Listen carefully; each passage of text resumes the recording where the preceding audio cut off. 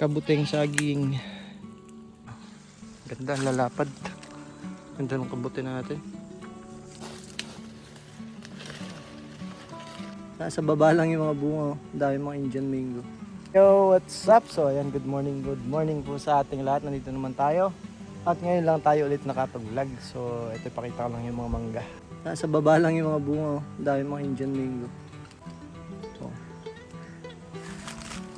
ayan. Tikman natin yung isa. Tikman natin nga kung masarap. Parang hilaw pa eh. Hilaw pa. Sarap. So ganito kasimple lang sa probinsya. Pero ang ganda, di ba? Ayan, mga kabuti. Ayun pa. Yung laki yung isa. Yan ang masarap. Sayang yung iba, lipas na. Hindi natin naabutan. Pero okay lang yan. Pandagdag dun sa una nating nakuha. Kabuting saging. Grabe, dumi ng kamay ko. Malupa. Ayan.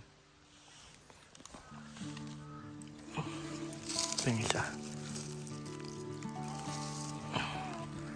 Medyo lipas na yung iba. Pero pwede pa. Kuhanin natin to. Ito, malaki to. Ganda. Yeah. O, diba? Ang laki nitong isa na to. Ayan natin dyan.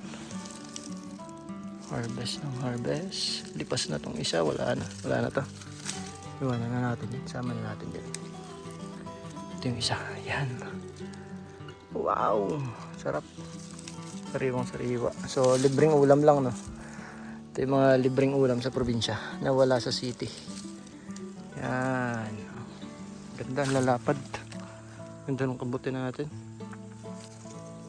O, diba? May pang-ulam na. Ito maliit lang pero isama na rin natin to. Ito yung iba.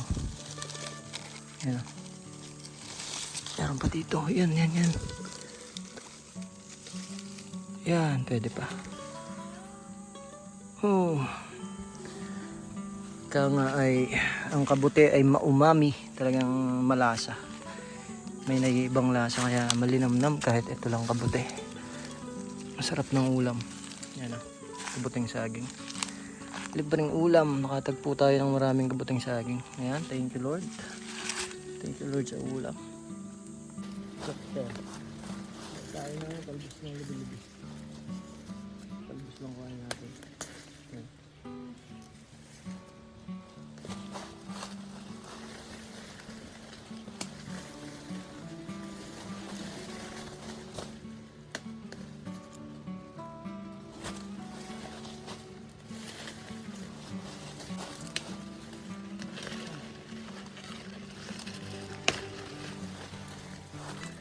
Diba?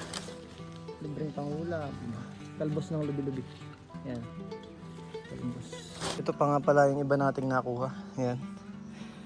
Kung sa mga nakakilala at nakakain na ng ganito, only rice din. So marami na tayong pangulam. Ayun, nanguha rin ako ng niyog para pang sahog, pang gata. At syempre nakakuha rin tayo ng saging. Kaso overripe na yung iba. Pero kukuhanin ko pa rin yung pwede. Iluto natin mamaya para sa merienda. So ayan o, yan yung taniman natin. Saging, niyog, kasoy, malalaki na yung kasoy natin.